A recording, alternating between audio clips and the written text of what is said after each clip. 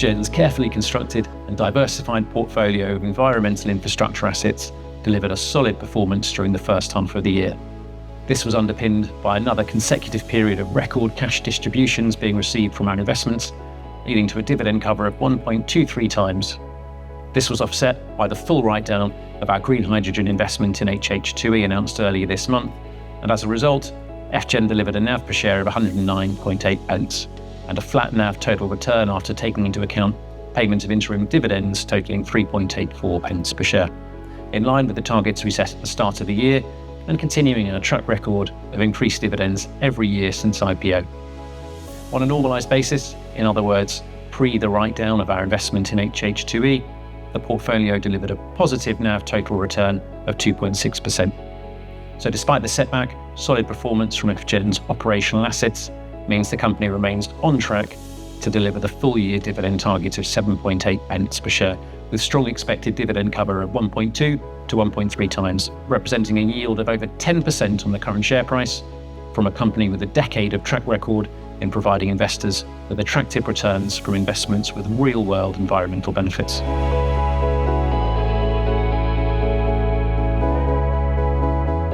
FGEN has benefited from solid operational performance across the portfolio as a whole. While some sectors, such as solar, have produced less energy than budgeted due to low solar resource, other sectors, such as anaerobic digestion, have compensated, and FGEN continues to benefit from energy price fixes that locked in higher prices.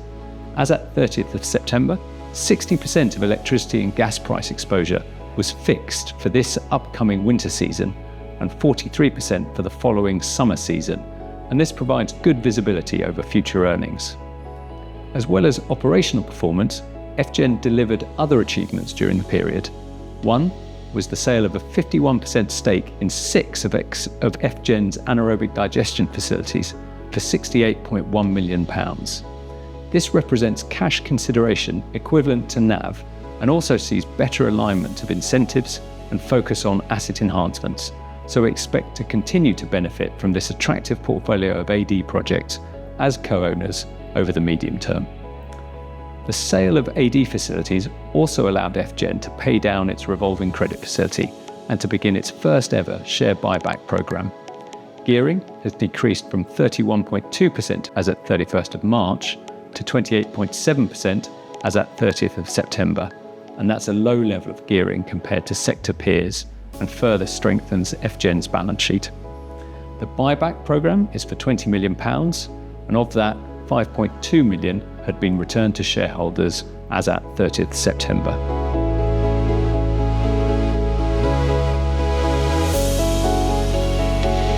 FGEN has several construction stage and early operational assets that are a key focus for the investment manager.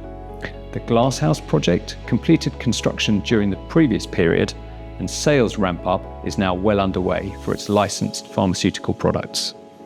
The Rjukan aquaculture project continues to construct the facility with fish on site in tanks, and the project as a whole on track to complete in time for first sales by the end of 2025.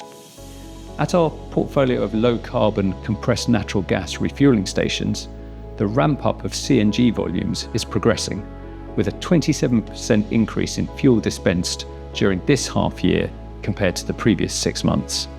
And we expect these projects to progress into steady-state operations and to lead to capital appreciation as we revisit their valuations, whilst also providing diversification for the portfolio across different markets and technologies. And finally, shareholders approved a change in the company's name to Foresight Environmental Infrastructure, better positioning us to capitalise on the clear commercial benefits available from a closer association with the investment manager's brand.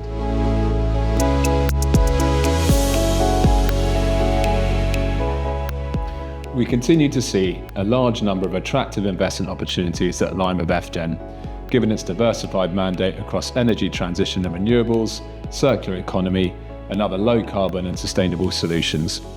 And so, despite the current challenges facing the listed infrastructure sector, and the likelihood that equity markets will remain inaccessible to FGEN for a while yet, we remain optimistic about the future, with the fundamental story for the growth of the sector as strong as it has ever been. However, In the shorter term, and particularly over the next 12 months, the priority will be laying the foundations for future NAV growth through value enhancement opportunities across the portfolio. And we're confident that the company is well placed to deliver attractive capital appreciation over the next couple of years as our construction stage assets progress towards fully ramped up operations.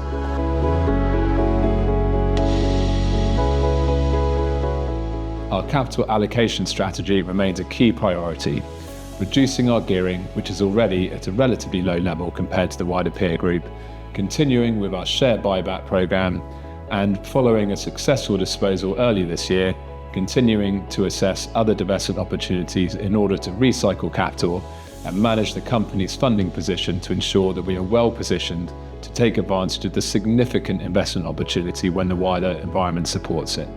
Overall, the company has a strong portfolio of assets consistently delivering solid distributions.